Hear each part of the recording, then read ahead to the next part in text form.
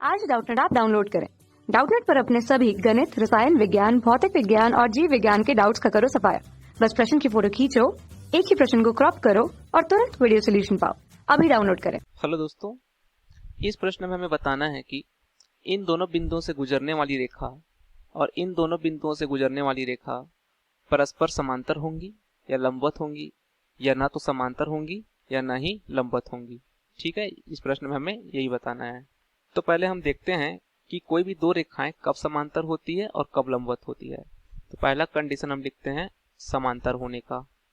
ठीक है, तो जैसे कि अगर हमें कोई दो रेखाएं दिए गए हों, जैसे ये हमारा पहला रेखा है और यह हमारा दूसरा रेखा है। ठीक है, और ये दोनों रेखाएं आपस में समांतर है।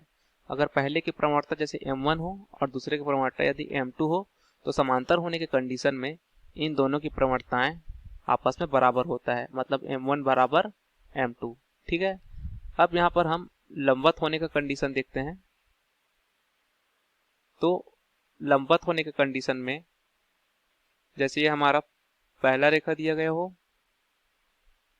ठीक है, और यहाँ पर हमारा एक दूसरा रेखा जो कि पहले रेखा का लंबवत दिया गया हो, ठीक है, 90 डिग्री। और यदि पहले की प्रवणता m1 और दूसरे रेखा की प्रवणता यदि m2 हो, तो लंबवत होने के कंडीशन में इन दोनों की प्रवणताओं का गुणनफल यानी कि m1 इंटू m2 ये होता है -1 के बराबर। ठीक है, तो ये हमारा समांतर होने के कंडीशन में दोनों प्रवणताएं बराबर और लंबवत होने के कंडीशन में दोनों प्रवणताओं का गुणनफल -1 के बराबर। ठीक है, अब यहाँ पर देखते हैं कि इन दोनों बिंदु से गुजरने वाली रेखा की प्रवणता निकालेंगे। तो यहाँ पर बिंदु का निर्देशांक दिया गया -2,6 और 4,8। ठीक है, तो यहाँ पर हमारा प्रवणता निकालने का सूत्र होता है प्रवणता m बराबर क्या होता है, कोटियों का अंतर मतलब y2 माइनस y1 बटा भुज का अंतर मतलब x2 माइनस x1। ये हमारे पास प्रवणता निकालने का सूत्र होता है। ठीक है, अब यहाँ पर अगर हम इन दोनों बिंदु के लिए निकाले प्रवणता, ठीक है, चूंकि निर्देशांक दिया गया है तो इसको हम x1 मान लेते हैं, इसको हम y1 मान लेते हैं, इसको हम x2 मान लेते हैं और इसको हम y2 मान लेते हैं। तो इसकी प्रवणता m1 हो जाएगा y2 माइनस y1 मतलब y2 का मान है 8 माइनस y1 का मान है 6, तो 8 माइनस 6 बटा x2 माइनस x1। x2 कितना है 4 है, माइनस x1 कितना है -2, माइनस माइनस +2। ठीक है, तो यहाँ पर प्रवणता m1 आ जाएगा 2/6। तो यहाँ से हो जाएगा 2 से कटा देंगे, 3 बार में जाएगा, तो यहाँ से m1 बराबर हो जाएगा 1/3। तो मतलब यहाँ पर इन दोनों बिंदुओं से गुजरने वाली रेखा की प्रवणता कितना आएगा 1/3। ठीक है, अब यहाँ पर दो बिंदु और दिए गए हैं, इन दोनों बिंदु से गुजरने वाली रेखा की प्रवणता निकालेंगे। तो बिंदु क्या है 8,12 और 4,24। ठीक है, 8,12 और दूसरा बिंदु दिया गया है 4,24।